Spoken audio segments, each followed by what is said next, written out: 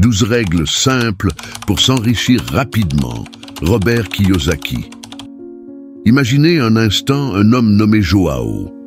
João avait toujours travaillé sans relâche, faisant de longues heures au travail, rêvant d'un avenir financier meilleur.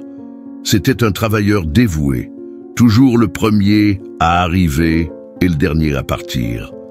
Malgré son travail acharné, il avait du mal à joindre les deux bouts et se retrouvait souvent frustré, se demandant pourquoi ses efforts ne se traduisaient pas par un succès financier. João, comme beaucoup d'autres, avait négligé un aspect crucial, son éducation financière. L'histoire de João est très courante. Beaucoup de gens, comme João, investissent leur temps précieux dans des activités qui produisent peu d'amélioration financière, ignorant que la maîtrise des principes, des outils et des règles financiers peut transformer leur vie. Ils finissent par apprendre à travers des erreurs coûteuses, perdant l'argent durement gagné qu'ils espéraient faire fructifier.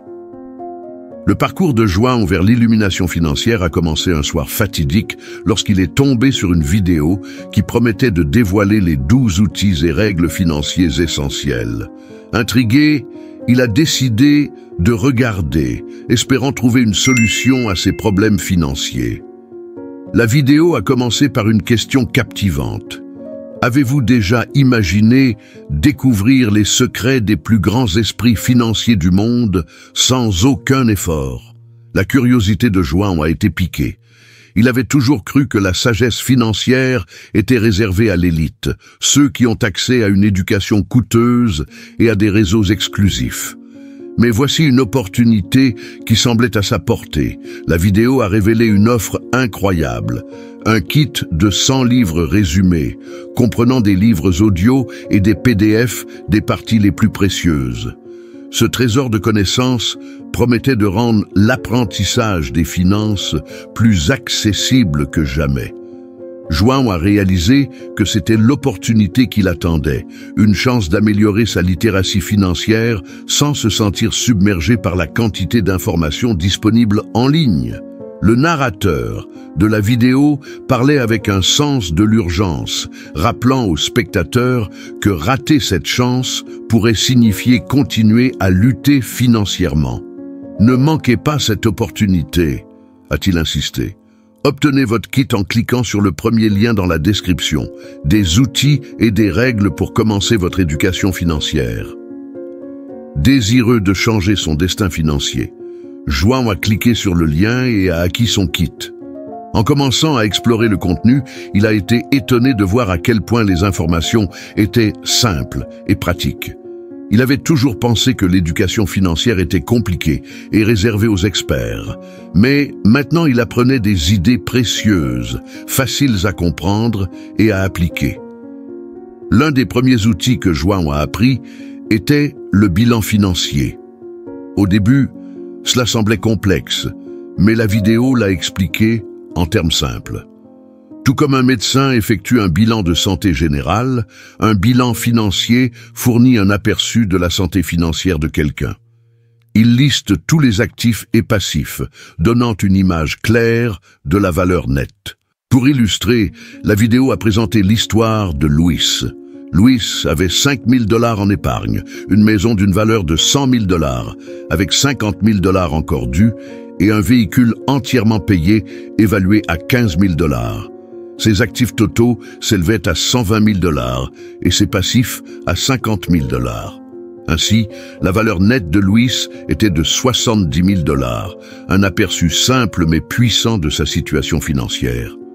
Alors que João continuait à apprendre, il découvrit que de nombreuses personnes se sentaient submergées par la quantité d'informations financières disponibles sur Internet. Elles ne se rendent souvent pas compte qu'il existe des règles et des principes financiers de base qui peuvent considérablement améliorer la gestion de l'argent et maximiser les rendements. João a appris que prendre des décisions éclairées n'était pas seulement une compétence, mais une capacité qui pouvait être développée avec les bonnes connaissances. La vidéo soulignait l'importance d'éviter les décisions émotionnelles en matière de finances.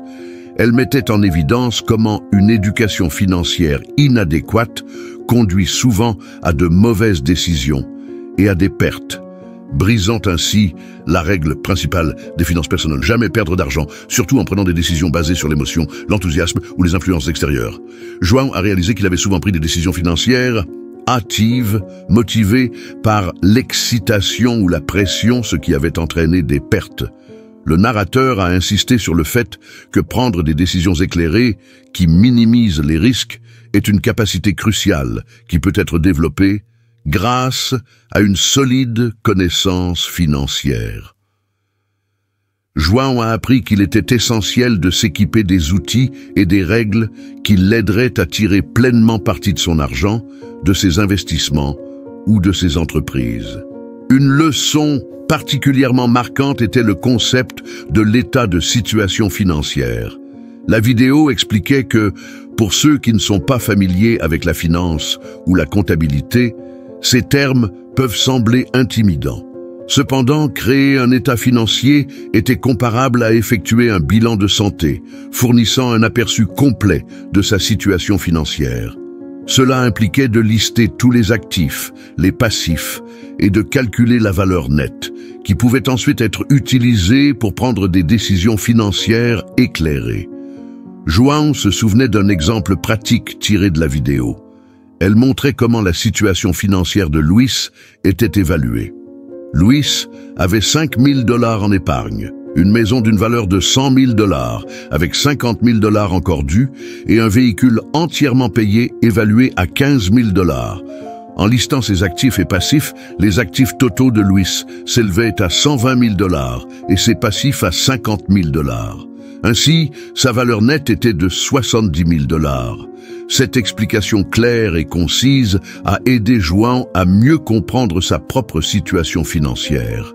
Inspiré par l'exemple de Luis, João a décidé de créer son propre état financier. Il a rassemblé des informations sur ses économies, ses dettes et ses actifs. En mettant tout à plat, il a pu voir la situation dans son ensemble et identifier les domaines où il pouvait s'améliorer. Cet exercice a été révélateur pour João, car il a réalisé qu'il avait sous-estimé l'importance de la planification financière. Alors que João poursuivait son parcours, il découvrait davantage d'outils et de règles financières qui pouvaient améliorer ses compétences en gestion financière. Il apprit à établir un budget, à investir et à diversifier son portefeuille. Chaque nouvelle connaissance donnait à João le pouvoir de prendre des décisions financières plus intelligentes et d'éviter les pièges courants.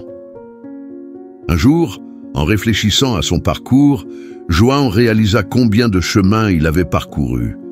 Il n'était plus le travailleur frustré qui peinait à joindre les deux bouts.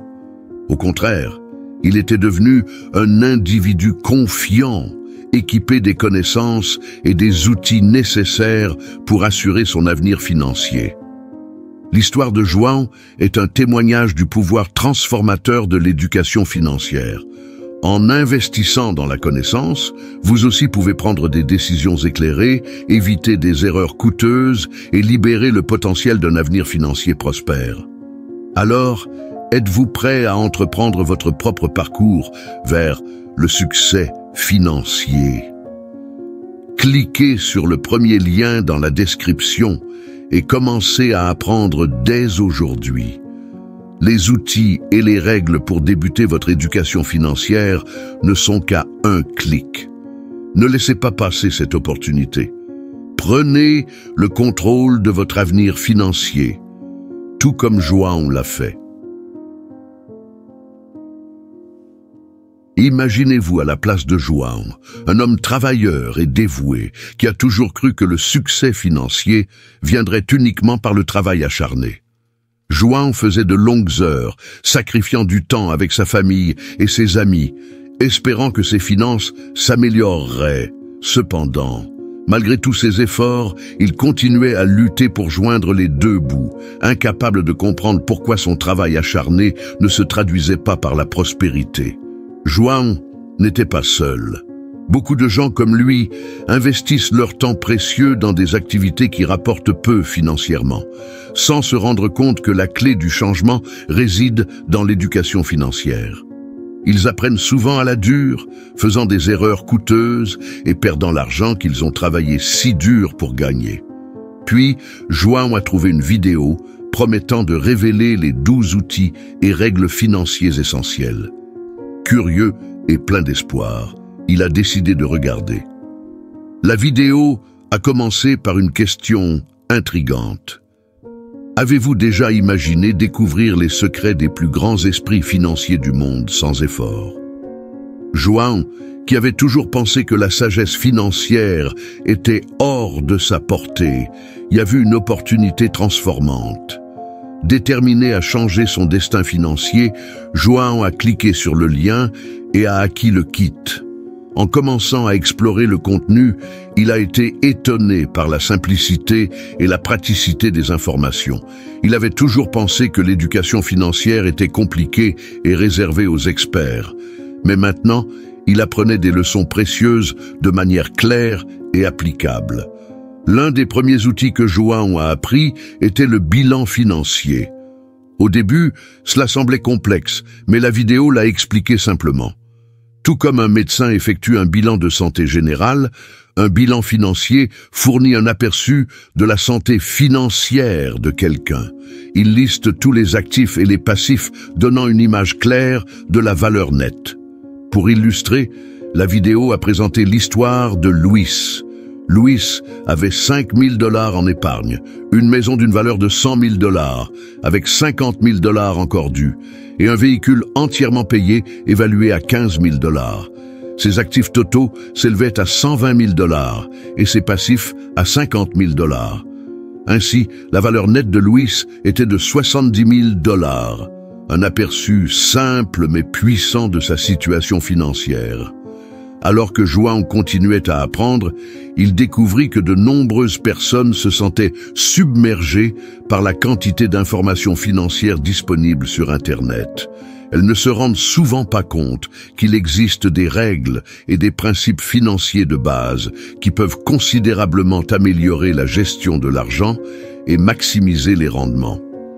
João a appris que prendre des décisions éclairées n'était pas seulement une compétence, mais une capacité qui pouvait être développée avec les bonnes connaissances. La vidéo soulignait l'importance d'éviter les décisions émotionnelles en matière de finances. Elle mettait en évidence comment une éducation financière inadéquate conduit souvent à de mauvaises décisions et à des pertes, brisant ainsi la règle principale des finances personnelles. Ne jamais perdre d'argent, surtout en prenant des décisions basées sur l'émotion, l'enthousiasme ou les influences extérieures. João a réalisé qu'il avait souvent pris des décisions financières hâtives, motivées par l'excitation ou la pression, ce qui avait entraîné des pertes. Une leçon particulièrement marquante était le concept du bilan financier. La vidéo expliquait que, pour ceux qui ne sont pas familiers avec la finance ou la comptabilité, ces termes peuvent sembler intimidants. Cependant, créer un bilan financier était similaire à effectuer un bilan de santé, fournissant une vue d'ensemble complète de sa situation financière. Cela impliquait de lister tous les actifs, les passifs et de calculer la valeur nette qui pouvait ensuite être utilisée pour prendre des décisions financières éclairées. João se rappela d'un exemple pratique de la vidéo. Elle montrait comment la situation financière de Luis était évaluée. Luis avait 5 000 $ d'épargne, une maison d'une valeur de 100 000 $, avec 50 000 $ encore dus, et un véhicule entièrement payé, évalué à 15 000 $.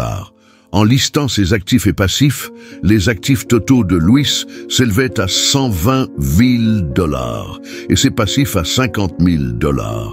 Ainsi, sa valeur nette était de 70 000 $. Cette analyse claire et concise a aidé João à mieux comprendre sa propre situation financière. Inspiré par l'exemple de Luis, João décida de créer son propre bilan financier. Il rassembla des informations sur ses économies, ses dettes et ses actifs. En mettant tout en ordre, Il put voir le tableau d'ensemble et identifier les domaines où il pouvait s'améliorer. Cet exercice fut révélateur pour João, car il réalisa qu'il avait sous-estimé l'importance de la planification financière. Inspiré par l'exemple de Luis, João décida de créer son propre bilan financier. Il rassembla des informations sur ses économies, ses dettes et ses actifs. En mettant tout à plat, il put avoir une vision globale et identifier les domaines où il pouvait s'améliorer. Cet exercice fut révélateur pour João, réalisant qu'il avait sous-estimé l'importance de la planification financière. Pendant que João poursuivait son parcours, il découvrit davantage sur divers outils financiers et règles qui pourraient améliorer ses compétences en gestion financière. Il apprit à faire des budgets, à investir et comprit l'importance de diversifier son portefeuille. Chaque nouvelle connaissance permit à João de prendre des décisions financières plus avisées et d'éviter les pièges courants. Un jour, en réfléchissant à son parcours, João réalisa le chemin parcouru. Il n'était plus le travailleur frustré qui peinait à joindre les deux bouts. Il était devenu une personne confiante, équipée du savoir et des outils nécessaires pour assurer son avenir financier. L'histoire de João témoigne du pouvoir transformateur de l'éducation financière. En investissant dans la connaissance, vous aussi pouvez prendre des décisions éclairées, éviter les erreurs coûteuses et débloquer le potentiel d'un avenir financier prospère. Alors, êtes-vous prêt à entreprendre votre propre chemin vers le succès financier? Cliquez sur le premier lien dans la description et commencez à apprendre dès aujourd'hui. Les outils et les règles pour débuter votre éducation financière ne sont qu'à un clic. Ne laissez pas passer cette opportunité. Prenez le contrôle de votre avenir financier, tout comme l'a fait João. Cet exemple simplifié nous aide à comprendre comment cet outil offre une vue d'ensemble de vos actifs et ressources, ainsi que de l'état de votre santé financière actuelle. Il vous permet d'évaluer la croissance de votre richesse et de vos actifs. La création de richesse consiste précisément à augmenter vos actifs liquides en utilisant vos actifs pour générer plus de revenus et en utilisant les passifs ou dettes de manière stratégique. État des résultats. C'est un autre outil essentiel pour analyser les situations financières d'entreprise ou personnelles.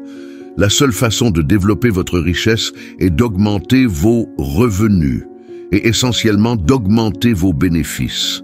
En d'autres termes, ce qui reste après avoir déduit toutes les dépenses de vos revenus. Cet outil montre votre capacité à générer de la richesse. Plus vos revenus sont élevés et vos dépenses faibles, plus vos bénéfices seront importants, vous permettant ainsi d'épargner plus rapidement et donc d'avoir plus de capital à investir. Ici, vous pourrez voir ce que vous gagnez réellement et à quelle vitesse vous pouvez accumuler de la richesse. Par exemple, considérez deux individus. L'un gagne 5 000 $ avec des dépenses de 4 000 $, ce qui laisse 1 000 $ par mois, et l'autre gagne 3 500 $ avec des dépenses de 1 500 $, ce qui lui laisse 2 000 $. Il est clair que la seconde personne, malgré un revenu inférieur, pourra accumuler et développer sa richesse 2 fois plus rapidement. État des résultats peut aider à identifier ce qui générera les plus grands bénéfices. Comme nous l'avons vu, cela ne dépend pas nécessairement de vos revenus, mais plutôt de ce qui reste comme profit. Il est inutile d'avoir un revenu élevé si vous finissez par gaspiller ou perdre de l'argent en prenant de mauvaises décisions financières. L'objectif de toute entreprise est de générer des profits, car cela augmentera vos actifs. Il est toujours important de garder vos finances organisées. De cette façon, vous pouvez mieux contrôler et gérer toutes vos dépenses et éviter de freiner la croissance de vos finances. Flux de trésorerie. Cet outil, également très important en matière de finances personnelles, montre tous les flux entrants et sortants d'argent sur une certaine période. Il aide à évaluer le montant de trésorerie disponible et comment elle est utilisée en évitant les problèmes de liquidité futurs. Nous devons chercher à augmenter les revenus et réduire les dépenses. afin que l'argent restant soit plus important, fournissant ainsi plus de fonds à investir. Certainement, comme beaucoup, vos revenus dépendent entièrement d'un emploi où vous échangez votre temps contre de l'argent. Cependant, le chemin vers la liberté financière consiste à s'assurer que ces flux de trésorerie ne sont pas générés par vos heures de travail, mais par vos actifs. Avoir un revenu passif constant est une caractéristique des personnes qui ont réussi financièrement. Contrairement à ce que la plupart des gens pensent, cela ne nécessite pas nécessairement beaucoup de temps ou d'argent. Cela dépendra de votre style de vie actuel et de ce que vous voulez dans le futur. Atteindre la liberté financière pour quelqu'un qui vit avec 2000 $ par mois sera totalement différent tant en termes de temps que d'argent de quelqu'un dont le mode de vie coûte 5000 $. Il n'est pas secret que si vous voulez plus de résultats, cela coûtera plus cher. Mais si vous menez une vie simple et modeste, c'est un objectif atteignable. Ce n'est pas facile, mais c'est réalisable. Budget.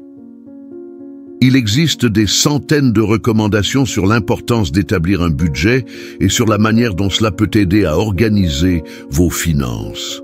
Un budget vous permet de contrôler votre argent, d'identifier vos revenus et dépenses, même avant de les percevoir, et de gérer vos finances. Un budget vous aide à conserver l'argent que vous gagnez et à l'investir de manière plus avisée. Rappelez-vous, la richesse des personnes n'est pas déterminée par ce qu'elles dépensent, mais par ce qu'elles investissent et accumulent. Faire un budget est l'un des outils de base que vous devriez apprendre lorsque vous commencez votre éducation financière et que vous organisez vos finances. Vous devriez identifier tous vos revenus ainsi que toutes vos dépenses fixes et variables. Ensuite, projetez vos revenus et dépenses en fonction des objectifs financiers que vous souhaitez atteindre et utilisez cela comme guide pour savoir comment utiliser votre argent. Intérêts composés. Beaucoup d'outils sont à notre portée, mais nous échouons souvent à en tirer parti, comme l'argent que nous dépensons pour l'éducation. L'intérêt composé, bien que simple à utiliser, en est un. Par exemple, en investissant sur le marché boursier, vous pouvez en bénéficier en allouant une petite partie de vos économies de manière constante. Beaucoup pourraient dire que la bourse n'est pas pour eux, pensant que les graphiques, les chiffres et l'analyse d'entreprise sont très compliqués. Cependant, comprendre et utiliser l'intérêt composé peut être un élément déterminant pour construire une richesse à long terme. Imaginez-vous comme Maria, quelqu'un qui a toujours entendu parler du potentiel des investissements, mais qui se sentait dépassée par la complexité de la bourse. Elle décida de se lancer, guidée par l'excitation des investissements à la mode et des gros titres sensationnels. Au début, Maria se sentait au sommet du monde, se croyant devenir une gourou des investissements naissantes. Mais rapidement, elle se retrouva face à des rendements médiocres, voire des pertes. Maria réalisa qu'elle n'était pas seule. Beaucoup de débutants commencent leur parcours d'investissement poussés par l'engouement du marché pour finir par des résultats décevants. Cependant, elle découvrit un outil plus puissant et fiable, la gestion passive. Au lieu de suivre les dernières tendances, Maria commença à investir régulièrement dans un ETF reproduisant l'indice Standard & Poor's 500, qui historiquement génère des rendements de 8% à 10% par an. Au début, cette méthode semblait aussi passionnante que de regarder l'herbe pousser. Il n'y avait pas l'excitation quotidienne des fluctuations du marché. Pourtant, avec le temps, Maria a remarqué que ses investissements croissaient de manière constante. Cette approche passive surpassait de nombreux investisseurs actifs pris dans la folie quotidienne du marché. Maria comprit que la gestion passive est la manière la plus efficace et intelligente d'investir en bourse, offrant un revenu passif stable sans nécessiter une expertise financière extraordinaire. Avant de continuer, si vous trouvez ces informations précieuses, veuillez liker et vous abonner pour plus de contenu. Maintenant, plongeons dans les prochains outils et règles essentielles pour réussir financièrement. Règle du 72. Maria apprit ensuite la règle du 72, un outil incroyablement pratique pour estimer rapidement combien de temps il faudra pour doubler la valeur d'un investissement à un taux de rendement donné. La formule est simple, diviser 72 par le taux de rendement annuel. Par exemple, si Maria a investi 2000 $ dans un ETF S&P 500 avec un rendement moyen de 10% par an, elle divise 72 par 10, obtenant 7,2. Cela signifie que son investissement doublera en un peu plus de 7 ans. Cet outil est devenu inestimable pour Maria, l'aidant à évaluer rapidement et à comparer différentes options d'investissement. Bien que ce soit une règle approximative, elle lui a fourni des insights immédiats, lui permettant de se concentrer sur les investissements qui pourraient faire croître son argent de manière plus efficace. Règle 50-30-20. Ensuite, Maria a adopté la règle 50-30-20 pour gérer son budget et ses économies. Cette règle est particulièrement utile pour les débutants car elle catégorise les dépenses en 3 principaux postes. 50% pour les dépenses essentielles, 30% pour les dépenses discrétionnaires et 20% pour les économies. Maria a trouvé cette règle simple et facile à appliquer, bien qu'elle ait réalisé qu'elle pourrait nécessiter quelques ajustements en fonction des circonstances individuelles. Ce qui importait le plus, c'était la discipline de mettre de côté 20% de ses revenus avant de dépenser. Cette habitude d'épargne constante a posé les bases pour ses investissements futurs et la génération de revenus passifs. Avec le temps, cette règle a aidé Maria à différencier entre les dépenses nécessaires et celles qui pouvaient être réduites ou éliminées, menant à un budget plus efficace. Diversification est la règle 110. Maria a également appris l'importance de la diversification grâce à la règle 110. Le principe fondamental ici est que plus la diversification est élevée, moins le risque l'est. La règle 110 suggère une proportion d'investissement en revenus fixes, investissement plus sûr par rapport aux revenus variables, investissement plus risqué en fonction de l'âge. Par exemple, à 50 ans, Maria soustrairait son âge de 110, ce qui entraînerait 60% de son portefeuille en revenus variables et 40% en revenus fixes. Cette règle a servi de guide utile, indiquant qu'à mesure que Maria vieillissait, elle devrait investir de manière plus conservatrice. Cette approche a contribué à stabiliser son portefeuille, assurant que les pertes potentielles ne seraient pas catastrophiques à l'approche de la retraite.